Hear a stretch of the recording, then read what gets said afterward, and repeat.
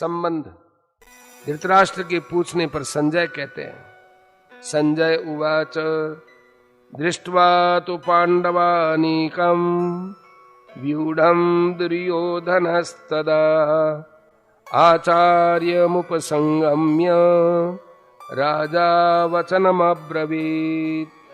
संजय बोले, उस समय राजा दुर्योधन ने व्यूह रचना युक्त पांडवों की सेना को देखकर और द्रोणाचार्य के पास जाकर यह वचन कहा।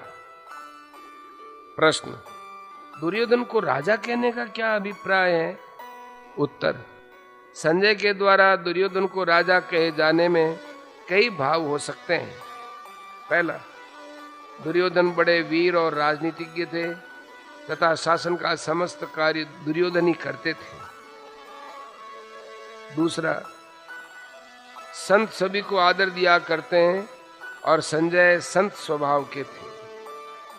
तीसरा, पुत्र के प्रति आदर सूचक विशेषण का प्रयोग सुनकर धृतराष्ट्र को प्रसन्नता होगी। प्रश्न, व्यूह रचना युक्त पांडव सेना को देखकर दुर्योधन आचार्य द्रोण के पास गए, इसका क्या भाव है?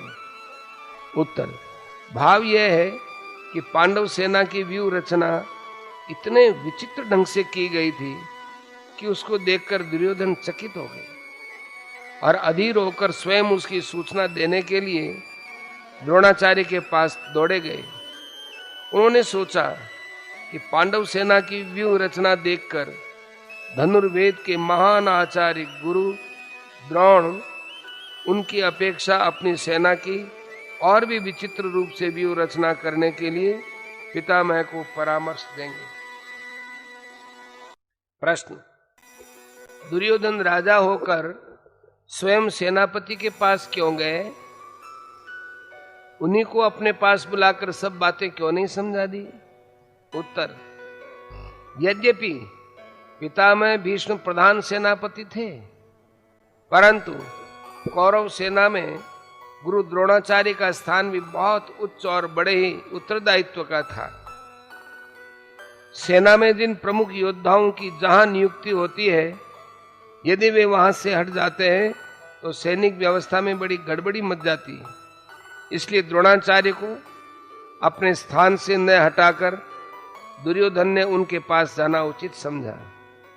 इसके अतिरिक्त द्रोणाचार्य वयोवृद्ध और ज्ञान वृद्ध होने के साथ ही गुरु होने के कारण आदर के पात्र थे तथा दुर्योधन को उनसे अपना स्वार्थ सिद्ध करना था, इसलिए भी उन्हें सम्मान देकर उनका प्रिय पात्र बनना उन्हें अभीष्ट था। पारमार्थिक दृष्टि से तो सबसे नम्रतापूर्ण सम्मान युक्त व्यवहार करना कर्तव्य है ही। राजनीति में भी बुद्धिमान पुरुष अपना काम निकालने के लिए दूसरों का आदर किया करते हैं। इन सभी दृष्टियों से उनका वहां जाना उचित ही था।